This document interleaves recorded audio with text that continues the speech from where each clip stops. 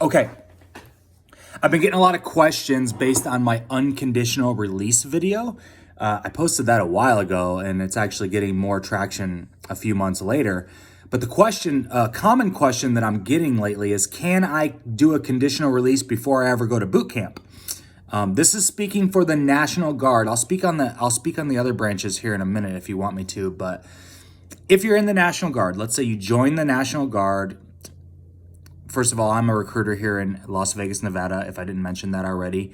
If you're interested in joining the National Guard, you can shoot me a direct message at Paul Duncan Jr.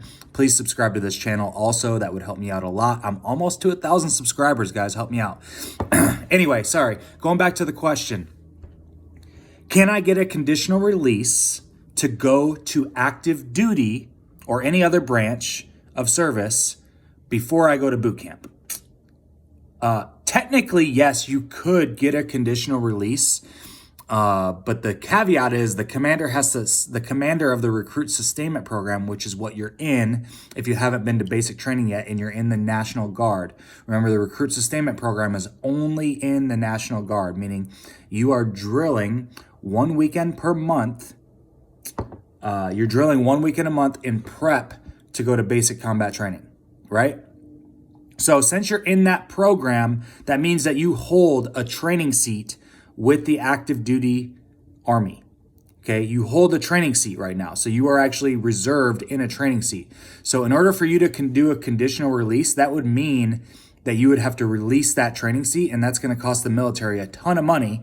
So will the commander sign off on that? Probably not. But here's my suggestion. My suggestion is, just go to basic training and AIT anyway. Instead of screwing up your training seat, go to basic training, go to AIT, get that complete. You're going to have to go to basic training and AIT anyway. You're going to be on active duty orders anyway. So why screw up your training seat? Just go to basic training, go to AIT. When you get back, if you really want to go active duty, just apply for the conditional release when you get back. That makes the most sense. It doesn't make any sense for you to give up your training seat. That means you're going to push back your training seat, cost the military a bunch of money, and then get a new training seat with active duty anyway. It just doesn't make sense. And realistically, no commander would ever approve that because it just doesn't make sense. So if you want to go active duty, but you've already signed up for the National Guard, that's great. You can still do that. You can still apply for a conditional release. You can still do all those things, but just go through the commitment that you already made for the basic training seat you already signed up for. Go to basic training, go to AIT, come back. If you still want to go active duty, go to an active duty recruiter, get a conditional release form, get it signed by your unit commander, and then you'll be good to go. Okay?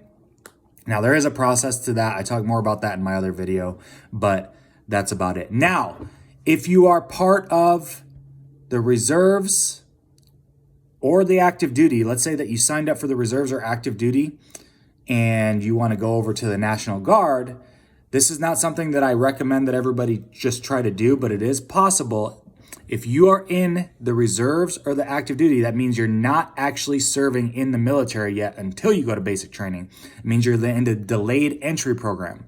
The National Guard doesn't have a delayed entry program. The National Guard has a recruit sustainment program, meaning that you are already contracted with the National Guard. Now, if you're in the delayed entry program, you're not actually contracted until your start date doesn't actually start until basic training. So if you want to switch over to the National Guard, it is possible to do that. There is a process to it, but if you want to talk more about that, just contact a National Guard recruiter. It's called a delayed entry program discharge, and you could switch over to the National Guard as well on that. Again, that's not something that we just recommend that everybody do, but if it is something where maybe you got caught up into a contract that you don't want to be in and you want to be in the National Guard instead, that is a possibility.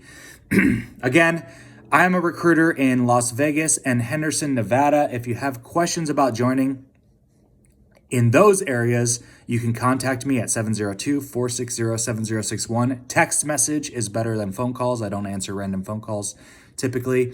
You can also shoot me a direct message at Paul Duncan Jr. at PaulDuncanJr. Please subscribe to this channel. It would help me out a lot. I'm almost to 1,000 subscribers. And if you like this video, hit the like button, share it with somebody who might want to know more about it. Talk to you later. Bye.